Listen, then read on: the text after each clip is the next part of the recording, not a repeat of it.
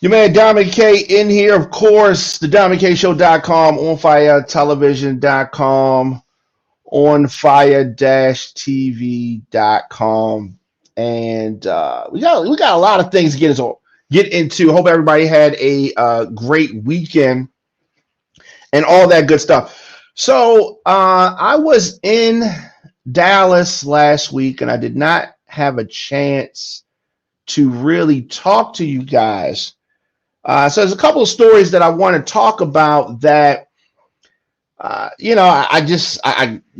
found out about while I was in Dallas on business. And so Dana Hayes, that's his name, Dana Hayes.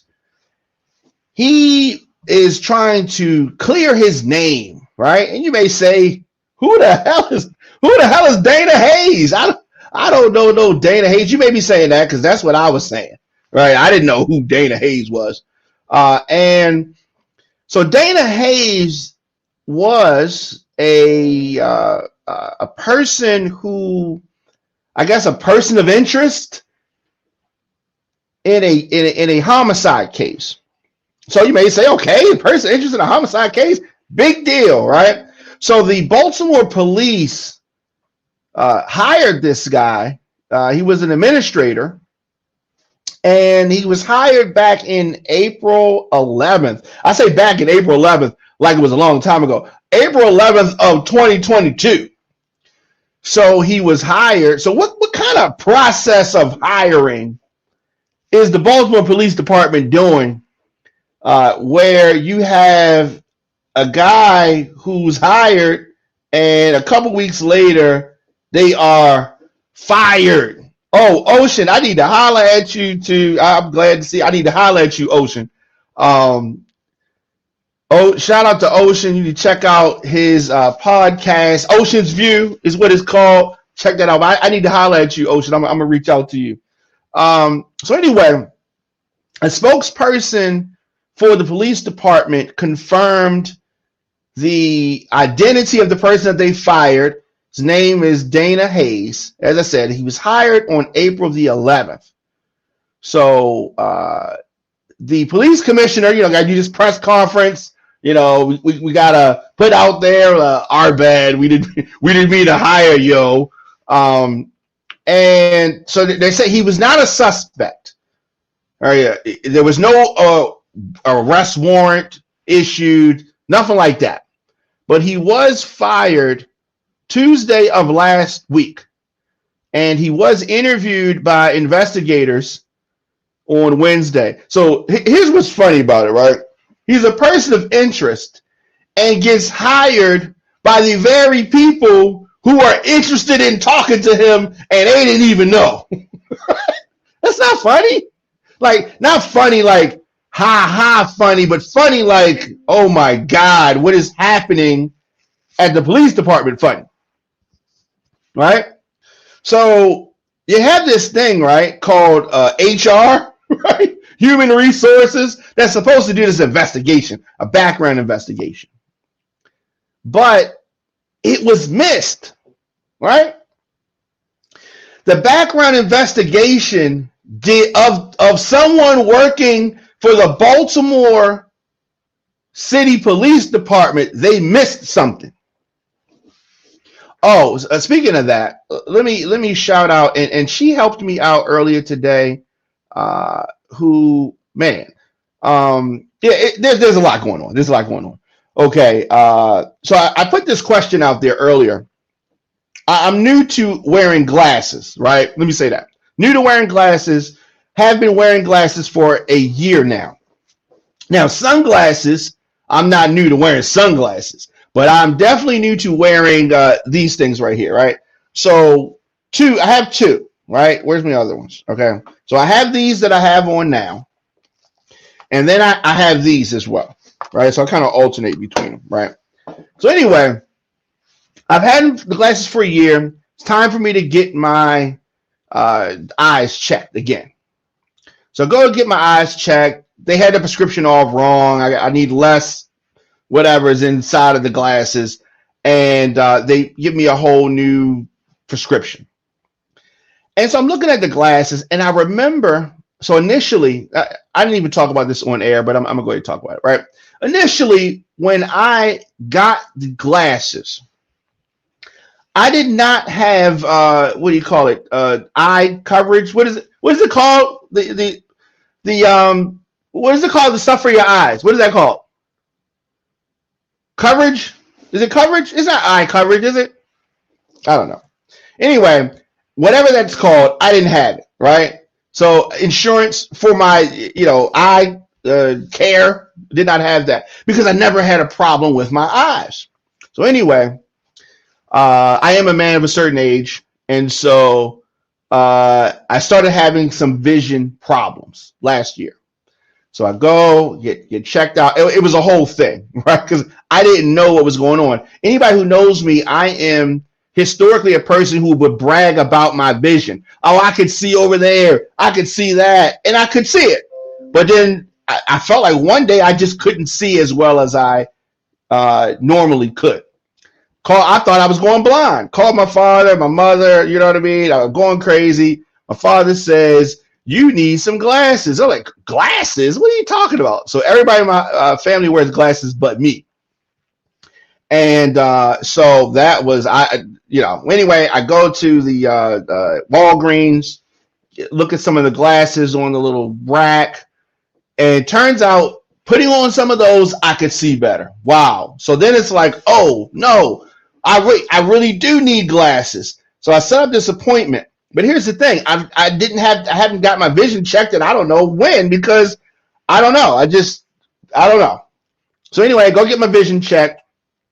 I do need glasses. This is last year. They give me these glasses, the pair I have on, and this other pair right here. So I told you. So I have health insurance and all that, but didn't have any vision stuff. So I had to pay all that stuff out of pocket. The vision stuff.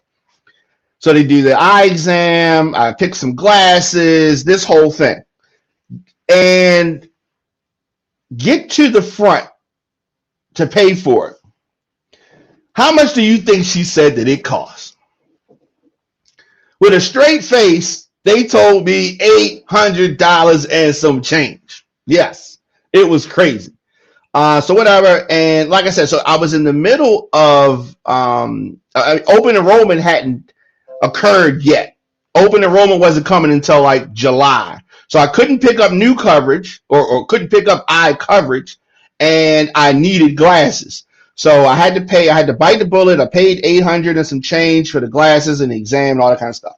So now I'm telling this whole story because now we're a year later and I had to get another exam, right? I had to get another eye exam.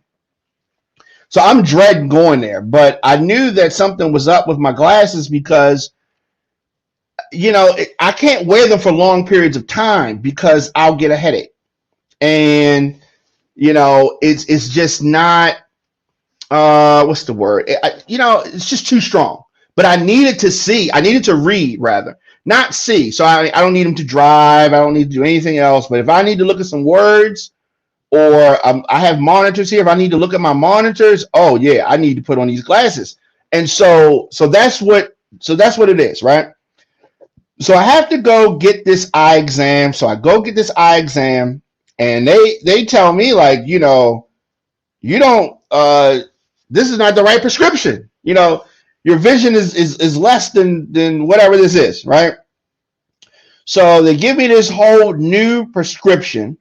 And that is what I have. So I have this new prescription, and they want me to get the glasses. So they put this pressure: get a glass, get a glass, get a glasses. I saw some glasses that I liked, but I already knew I'm not getting two pair of glasses right now. I just gave them, $800 last year, and I don't know about this. So I held off on that, and then today I put out this tweet, and I asked the community online. I said this, I don't know if you can see that, right? This is my tweet from earlier, right? Can you see that? So I said, do you have to get your glasses from the same place you got your eye exam, or can you go somewhere else to get the frames, right? And so this may be a basic question, right? But I didn't know the answer. So I put it out there. And thankfully, Justine Barron, who is a writer, investigator, critic, and who wrote this book on Baltimore police brutality cases. The Suitor Files, thesouterfiles.com is her website, and of course that is the officer who was killed, the Baltimore police officer who was killed, um, and they had that controversy about his death, right? Sean Suitor. Anyway, so she's been doing the investigating on that, and a lot of the things that came out, that whole documentary that came out, was a result of her book. And she's the one, well, the first person, because other people have said it since then, but she's the first person that told me I don't have to get glasses from that place. So I'm thankful to that. Long story, but I wanted to say that. So shout out to her. Thank you on that. Also, a shout out to Justin Fenton. So the Baltimore Gun Trace Task Force, the series We Own the City, is out now, and folks need to check that out. So there was a book that chronicles some of the corruption of this task force, the Gun Trace Task Force, and it premieres on HBO. And the author of the book, as I said, Justin Fenton, he is a former Sun reporter who wrote We Own This City, a true story of crime, cops, and corruption. So that is good. A lot of people were talking about that. I remember when they were filmed it here. I love when a story is about Baltimore and they film it in Baltimore, not because they've done some stories and they say this is Baltimore, but they film it somewhere else, and you're looking at it if you're from here and you're like, man, that ain't Baltimore, but they're trying to act like it is. And so they filmed this here. And so the series is adapted for TV by David Simon, who wrote The Wire. Now, unlike The Wire, the series is based on real events that happen. So to see actors speaking those words is it's surreal. It is surreal. So the shows portray a part of Baltimore, and they're going to portray it in a realistic way. Fenton says it does not mean that people don't have a great time when they come to Baltimore. Yes, that you can have a great time in Baltimore. I don't want people to get confused, right? A lot of times the good stuff does not get a lot of attention, but We Own This City is on HBO. Check that out. And so getting back, and we sidetracked for a moment, but getting back to this story, this Dana Hayes denies involvement in this homicide, this 2020 homicide, that he was fired because he had some type of there was some interest in speaking with him in regards to this. He's trying to clear his name. He's been doing some interviews, and after he was fired by the police department and publicly named as a person of interest in a homicide investigation. So a former Baltimore Police Department civilian employee, right? I guess you could say that. Can you say, did he get maybe he got one check, right? You know, got to work that week in a hole, right? Fired a few days on the job, right? So he was a chief of fiscal services, the third highest rank in the department's fiscal division. He got a decent job, a high-ranking job, dealing with the money, right? Oh my God, right? But he says he wants to clear his name. He just wants to tell his side of the story. And I actually just feel like I've been targeted in this whole ordeal. So actually, he says that he's the victim here. Did we mention that somebody died? This is a homicide, but he says that he's targeted. Sources say that Hayes was fired after he got into an elevator at police headquarters and a detective recognized him as a person of interest in a homicide case from 2020. So let's do this. I talked about the fact that HR is supposed to do some investigation, right? HR, none of them didn't pick it up. A chance meeting in an elevator at police headquarters, and then one of the detectives says, wait a minute, I got him up on a clipboard in the office, and he's right here, and he's got a badge on too. Right? How crazy is that, right? Only in Baltimore. Only in Baltimore are these things going to happen, right? This is not happening nowhere else but Baltimore, right? So Hayes said he's told outlets he did an interview with 11 News, BAL, and some other places. So he denies involvement in the 2020 homicide, and he plans to talk more about the situation in the future. He's going to get an attorney. He's going to be doing a whole lot of interviews, and he's trying to milk this 15 minutes of fame on up. So it has also been revealed that there was a gun charge in 2019 that was eventually expunged from his record. Why do we need to even know this, right? If he's a person of interest, but he's not a suspect, should he have been fired? A person of interest is not. I mean, I don't know. I don't know. Yeah, we do have to get the facts. This is supposed to get picked up by HR. They didn't pick it up by HR. Is this a wrongful termination? I mean, you have a lot of things that you can look at. He still may come up with some money here, right? So he says, for me, my record is clean. It was no mistake. It was none of that. I actually passed that background check. My record was clean.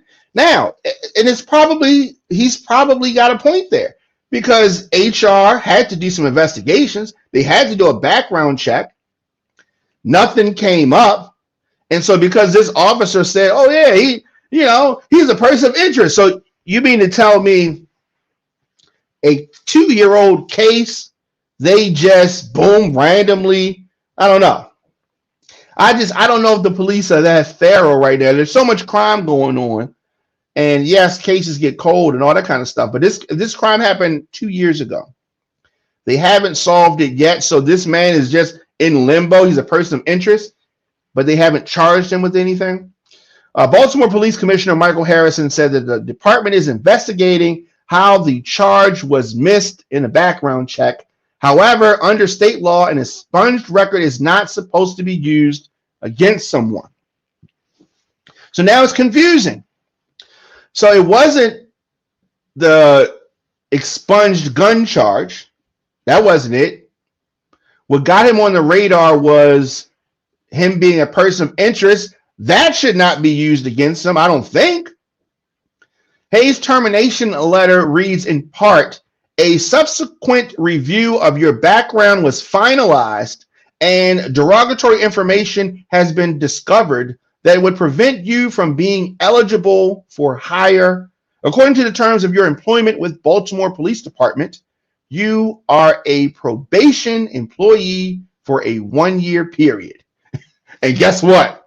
Your probation is over, right? Hayes said that he feels like he should have been given more opportunity to defend himself. I mean, what should have happened was, if they were going to take this position, they should have never hired him in the first place. But I don't know. Something derogatory in your background, I guess. Hayes says that he was not asked to go into a room and have a conversation with the commissioner, deputy commissioner, or anyone of that nature. Oh, no. You think that they was going to put you in a room with the commissioner when you got something, as they call it, derogatory on your record? Oh, no. They wasn't doing that, fam. Anyway, he said, I came there. I was detained in front of my colleagues, and I sat in a detective room for over 4 hours. and I wasn't given a fair shot at all. I mean, he may have a case here, assuming that he's not, they don't charge him for the thing that they say he's a person of interest for. He says that he feels like it could have been handled differently. I agree with that. It could have and should have been handled differently. I felt like it could have been an internal matter. That's what he says. I don't know about that. We could have spoke about it. Then whatever the result was, that's what it was. I do think that there's probably on the application, they probably give you a space to say, hey, some stuff you need to tell us, right? This might have been something that he maybe should have mentioned. Now, this week, Mayor Brandon Scott called for a review process to hire civilian employees. Here's the thing about that. Mayor Scott, you saying the review process to hire civilian employees, you're trying to say that in a way to communicate, there's nothing wrong with our folks that are on the street. It's these civilian employees. Whatever. It's the same process regardless. The whole process, the HR department is the same folks. Your procedure is the procedure. If you say that the procedure needs to be reviewed and potentially strengthened, then just say it that way. Don't try to say the civilian employees. Like, it's just that's the type of sliminess that I don't like about politicians. Slimy. Just an energy man, Don McKay in here, of course, the Don McKay Show.com, onfiretv.com. A lot of things. I still have stuff on my list that we need to get to. Elon Musk, they've been talking about this. Elon Musk has an agreement to acquire Twitter. He's buying Twitter. $44 billion. What does this mean? This is a big deal. Of course, Elon Musk, the billionaire, owner of Tesla and some other things, he's reached this agreement. It's going to be like close to, it's like 43 billion and some change. You might as well say 44. Very outspoken CEO of Tesla. One of the world's wealthiest people. Depending on what day it is, he is the wealthiest person in the world. He's wanted to buy Twitter because he says Twitter is not living up to its potential as a platform for free speech. I think you know where this is going. They want Tesla owner, now soon to be Twitter owner, Elon Musk. He wants you to be able to say whatever you want on Twitter. All those folks that are banned from Twitter, talking crazy, he probably wants to bring them back because he says the potential for the platform to have more free speech is there. What is it that needs to be said on Twitter that they can't say right now? You're about to find out more than likely because he's going to take Twitter private. They're not going to be answering to any board or anything like that. It's going to be whatever he want to do. And I guess when you got the money, you can do whatever you want to do. He says it needs to be transformed into a private company in order to build trust with the users and do better at serving what he calls the societal imperative of free speech. Oh, this is going to be interesting. Especially, I didn't think it was going to happen. I didn't. Man. Twitter said it will become a privately held company after the sale is closed. They like the money that he's throwing out there. Twitter has purpose and relevance that impacts the entire world. Deeply proud of our teams and inspired by the work that has never been more important. Here it comes, man. Musk describes himself as a free speech absolutist. Man, so Twitter is getting ready to get crazy. Now, he hasn't been exactly clear what that means, but I guess in a recent TED interview, the billionaire said that he would like to see Twitter err on the side of allowing speech instead of moderating it. So you're going to be able to say whatever on Elon Musk's Twitter. Said he'd be very reluctant to delete tweets and would be generally cautious about permanent bans. Not going to happen, okay? So expect Donald Trump to be back on Twitter very soon. Twitter's board first enacted the anti-takeover measures known as a poison pill that could have made the takeover attempt very expensive, but Elon Musk outlined the financial commitments he lined up to back up his offer of $46.5 billion. Of course, no other bidders emerged. Nobody was trying to drop that kind of paper. Oh, but Elon Musk said, "What? I got it. Not a problem." And so that's where that is. Elon Musk owning Twitter. Twitter just is going to be owned by an individual, privately held. Wow, that is interesting. That is interesting. Not something that I expected. Not something I expected. And so what this means for Twitter, what this means for hate speech, what this means for lies, what this means for misinformation, all of that probably out the window. Probably out the window. And I think that we are going to enter into a very unique time period. Very unique time period. Of course, the Diamond K Show, onfiretelevision.com, onfire-tv.com, thediamondkshow.com. A lot of things, man. This has been a very, very busy news day. And like I said, I was in Dallas last week, so I didn't get a chance to talk, really. Right? I didn't get a chance to really talk. I mean, as far as on the show, I didn't. Before we get out of here, Donald Trump, he has been going through lawsuits and all type of stuff.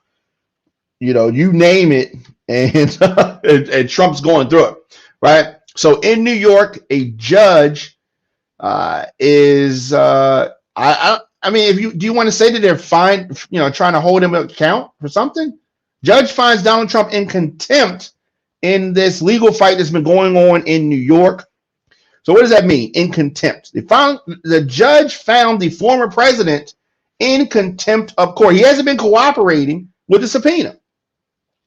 He's been subpoenaed to turn over some documents for this investigation that the Attorney General in New York is conducting. And Trump has basically just been, not cooperating.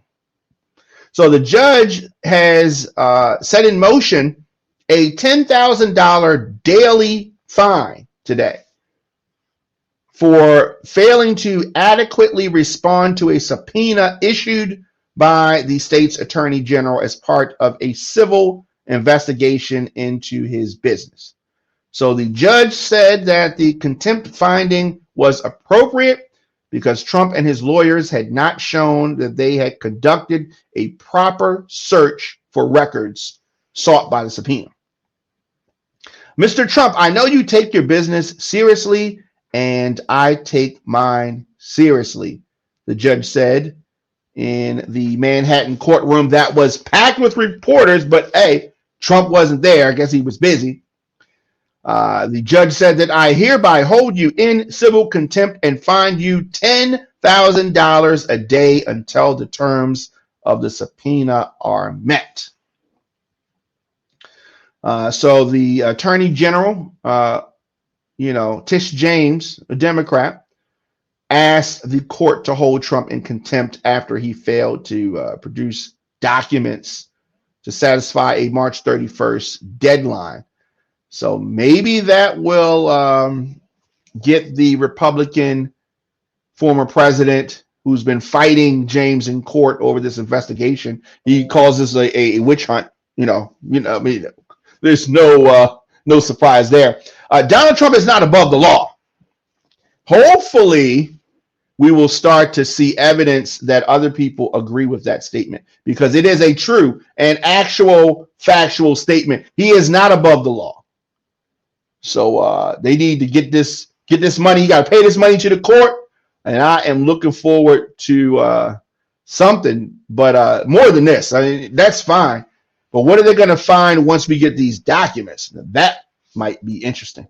Let me know your thoughts in the comment section. Instagram, Facebook, Twitter, LinkedIn, TikTok at The Diamond K Show. Of course, On Fire Television, onfire-tv.com. I will see you guys later. We got the good folks over at the RTV show coming up next.